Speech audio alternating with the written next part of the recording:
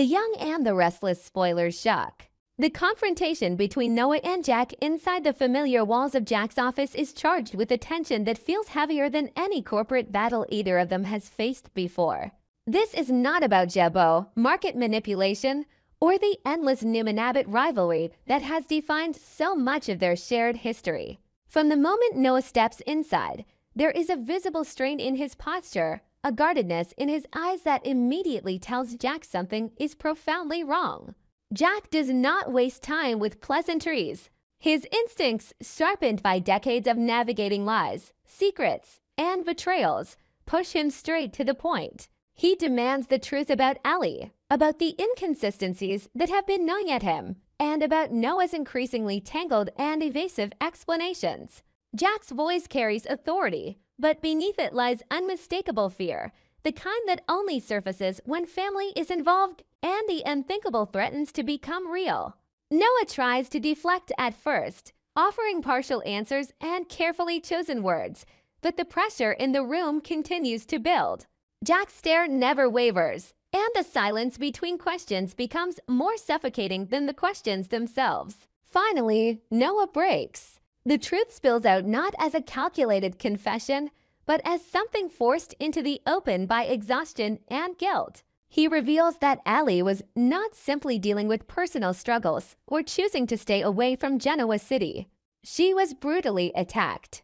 The words hang in the air, raw and devastating, as Noah admits that the assault left Allie in a deep coma, her life suspended in a fragile, uncertain balance. There is no attempt to soften the reality, no comforting euphemisms. The attack was violent, deliberate, and life-altering, and its consequences have already rippled through everyone connected to her, whether they know it yet or not. Jack's reaction is immediate and visceral. The color drains from his face as the magnitude of what Noah is saying sinks in. Allie is not just a relative, she is family in the truest sense, a symbol of hope, connection, and redemption after years of fractured relationships and buried regrets. The idea that she has been harmed so severely is almost impossible for him to process. Yet Noah continues, compelled now to tell the entire story. He explains that Allie is being treated in absolute secrecy at a hospital far from Genoa City, in another country where her location is known only to a select few. This distance is not accidental. It is a calculated shield designed to keep her hidden from prying eyes, from media attention, and most importantly, from the person who may have tried to kill her. As Noah speaks, it becomes clear that the decision to keep Allie's condition secret was not made lightly. He confesses that part of the silence was at Allie's own request, or at least what she would have wanted before she lost consciousness. She feared becoming a target again, feared that exposure would only invite more danger. At the same time, Noah admits that he took on the burden of secrecy himself, believing that shielding the truth was the only way to protect her while she was defenseless. The weight of that choice has clearly taken its toll. Every word he speaks sounds like an attempt to justify a decision that has haunted him daily, especially knowing how deeply Jack cares for Allie and how devastating this revelation will be. The conversation takes an even darker turn when Noah voices his deepest fear, that Matt Clark may be connected to the attack. Matt is no stranger to violence, manipulation, or vendettas, and his ongoing war with the Newman family has already crossed lines that once seemed unthinkable. Noah cannot prove Matt's involvement, but the timing, the brutality, and the pattern of escalation all point in a direction Noah cannot ignore.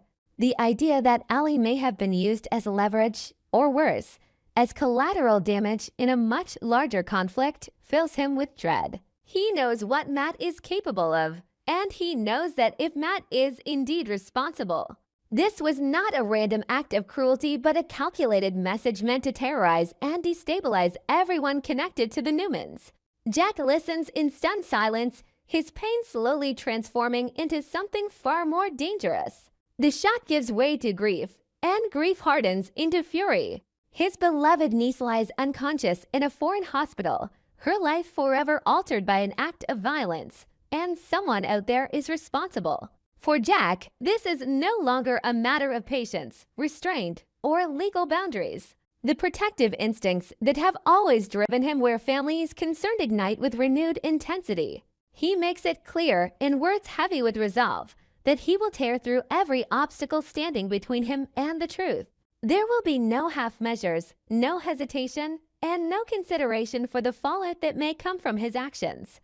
Jack's vow is chilling in its certainty. He does not speak of justice in abstract terms or of trusting the system to do what is right.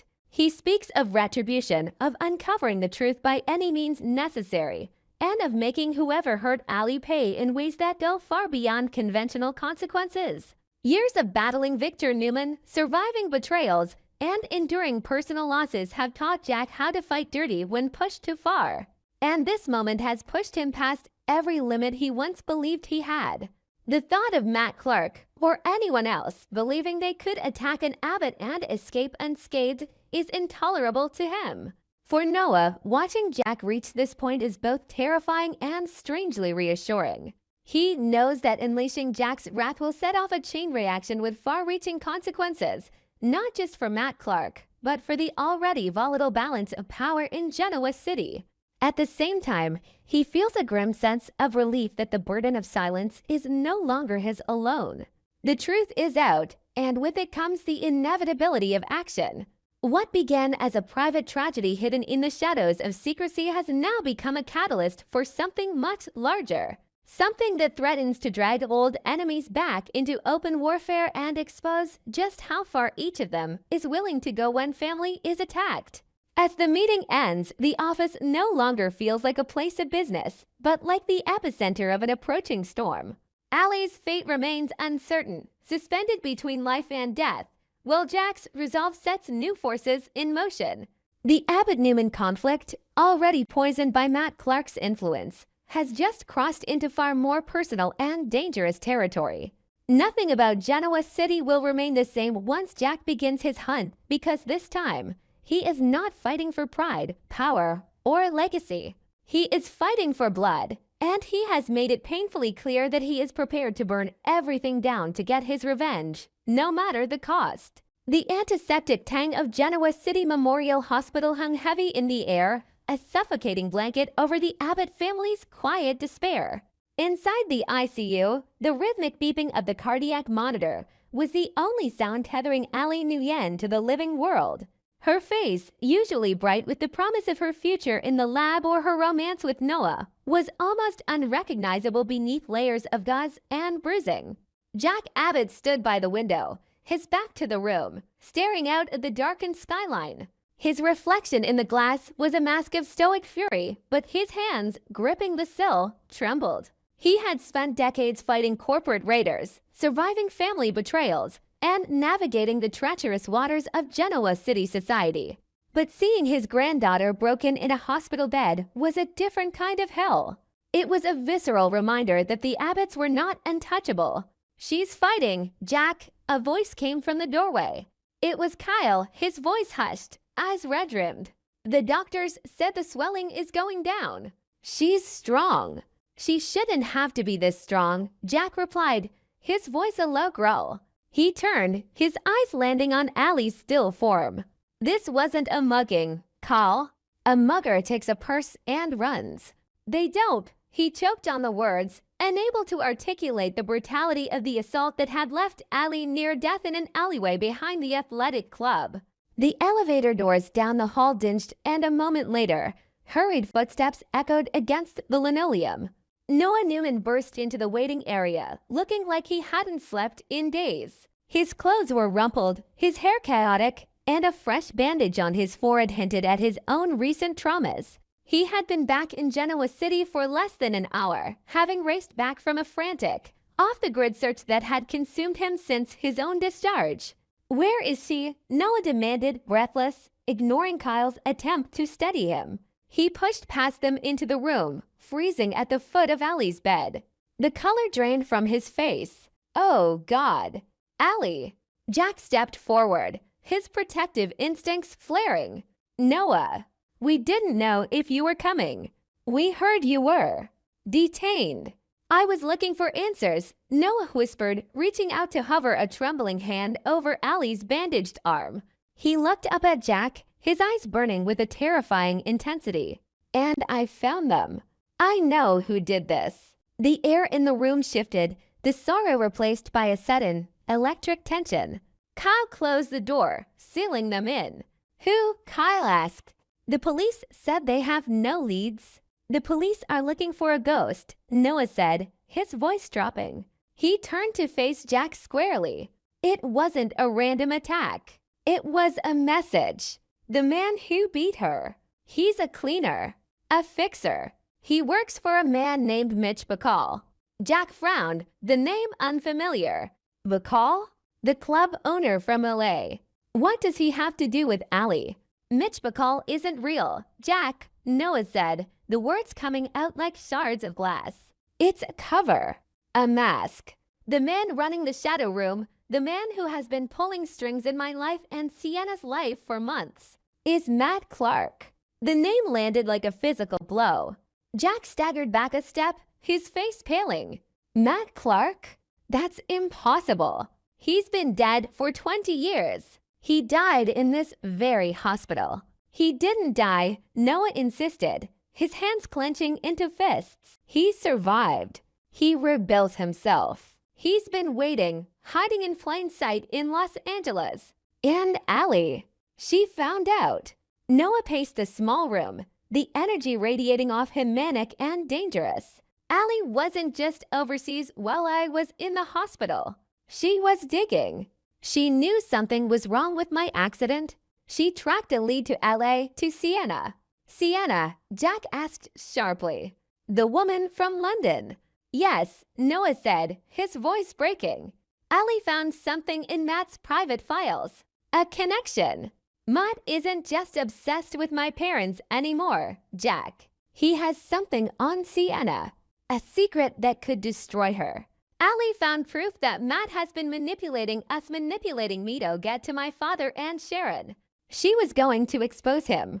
Noah looked at Allie's unconscious form, tears finally spilling over. "She called me. She left a voicemail I didn't get until I was on the plane. She said, 'It's Matt.' It's always been Matt. They caught her before she could send the files. This," he gestured helplessly at the bed. "This was to shut her up. To stop her from blowing his cover before he makes his final move." Jack felt a cold pit open in his stomach. The name Matt Clark was synonymous with a specific era of terror for the Newman family, but the Abbotts had always been on the periphery. Now, looking at his granddaughter, Jack realized the lines of battle had shifted. "Victor," Jack spat the name out. "Does Victor know?" "I don't know," Noah said, "but he will. If Matt is back, he's coming for my dad. He's coming for my mom." And he used Allie as collateral damage. Collateral damage. Jack's voice rose, shaking the walls. "She is my granddaughter. She is an Abbott. She is not a pawn in some twisted game Victor Newman played 2 decades ago." Jack turned and stormed out of the ICU, Noah and Kyle trailing him. In the hallway, the elevator doors opened again, revealing the imposing figure of Victor Newman. He was dressed in his signature black suit, his expression unreadable as he stepped out, flanked by security. "Jack," Victor said, his voice a low rumble. "I heard about Allie. You have my sympathies." Jack closed the distance between them into strides, grabbing Victor by the lapels of his expensive suit. The security guards surged forward, but Victor held up a hand, stopping them. "Save your sympathies, you son of a bitch," Jack hissed, his face inches from Victor's. "You did this." Victor's eyes narrowed, but he didn't shove Jack away.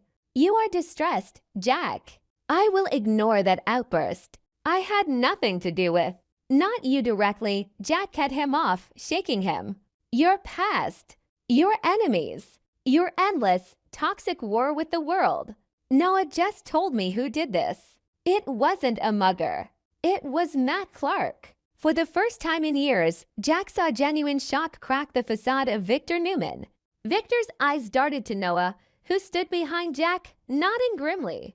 "Matt Clark is dead," Victor said slowly, though the certainty in his voice wavered. "He's alive," Noah stepped in, his voice hard. "He's Mitch Bacall." And he nearly killed Allie because she found out he's coming for you. For Dad. For Mom. Jack released Victor, shoving him back with disgust. My family is bleeding because of you, Victor. Because you attract monsters like moths to a flame.